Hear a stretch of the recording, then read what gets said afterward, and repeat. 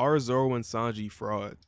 Luffy, Zoro, and Sanji make up what we know as the Monster Trio. But throughout the course of Egghead, it seems 2 out of these 3 are really not performing up to their usual standards. So today we're going to talk about Zoro and Sanji's lesser roles in this arc and if that will change by the end of it. With that being said, let's get into the video. The One Piece community has been losing their minds throughout the course of Egghead. This has been about the current situations that Zoro and Sanji have found themselves in. Zoro obviously has been in battle with Lucci for about 20 chapters up to this point, and Sanji has been doing alright. He's had his moments here and there during the arc. But yeah, the performances on Egghead have led people to throw around the term fraud in connection with these 2 characters. It's gotten to a point where every, and I mean every character has been called a fraud. But let's talk about it. Let's answer the question if Rowanoa Zoro and Vin Smoke Sanji are indeed frauds. Coming off the back of Wano, where we saw these 2 putting on some pretty phenomenal performances, with Zoro defeating Kaido's strongest commander King, as well as him scarring Kaido and unlocking the highest form of haki in the series so far.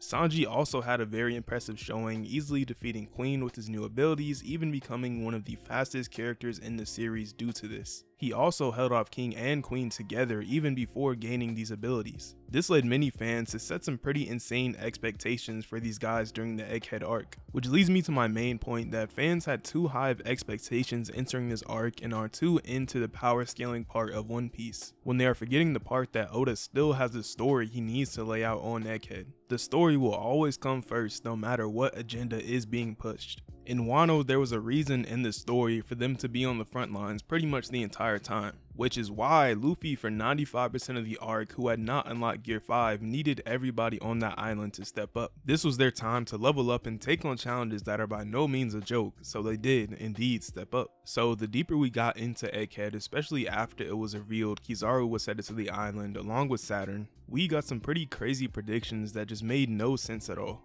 Basically, this all started when Saturn entered the island. A lot of fans thought, okay, Saturn is here, so Luffy will deal with him and Zoro will deal with Kizaru after finishing Lucci, when there was not a single indication that Zoro was going to fight him. It had to be Luffy to really punish Kizaru. We all know what he did to him and his crew. And this is perfectly fine, as throughout the whole arc it has been about Nika, which obviously now Luffy has those powers. This is meant to be his arc, which is why he's portrayed to be the hope in these dying moments, just as Nika was to many others. This is why he's now put down Kizaru a few times and went on to eventually hold his own in a 2v1 with an Admiral and a Gorosei member. Zoro can continue doing whatever he's doing against Lucci right now, whether you think he's stalling, struggling, or whatever you want to call it. Regardless of that, he will eventually beat him no matter what happens. But the reality is, in these moments, Luffy did not need him. And for my Sanji fans, if Zoro wasn't going to fight Kizaru or Saturn right now, Sanji most definitely isn't as well. Oda has teased him to go up against Saturn and Kizaru in this arc, which both times resulted in bad things happening. Zoro or Sanji don't need to be taking on these super high tier guys right now because there's no reason in the plot to.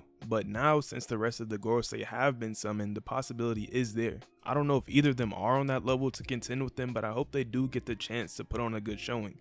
But as I mentioned earlier, Oda still has a story to tell with none other than Luffy establishing himself as a true monster in One Piece. So to answer the question, if you haven't gathered what I've said already, no, Sanji and Zoro are not frauds. So that begs another question, will these 2 do something of major significance during this arc? And honestly, I would lean towards yes. And this is under the assumption that someone major doesn't show up to help them. But yeah, the reason I would lean towards yes is down to 2 things. 1, Saturn summoning the other Gorosei members, which should be just too much for Luffy to deal with. And 2, there's always the worry about Gear 5 stamina, you know, how much improved control does he have over it, or how long will it last this time? The need for Zoro and Sanji to step up in these moments is crucial, as they could potentially face off against one of the Gorosei members. But the most likely thing is they will have super important moments during their escape from Egghead. It could be a good opportunity for them to do something great during this arc. Or Oda could just throw us a curveball and have something completely different happen. However Egghead does conclude, I'm sure it will be insane. So yeah, let me know your thoughts on this whole discussion. As someone who's in the power scaling side of One Piece, there are just times you have to take a look at what the story is trying to present to you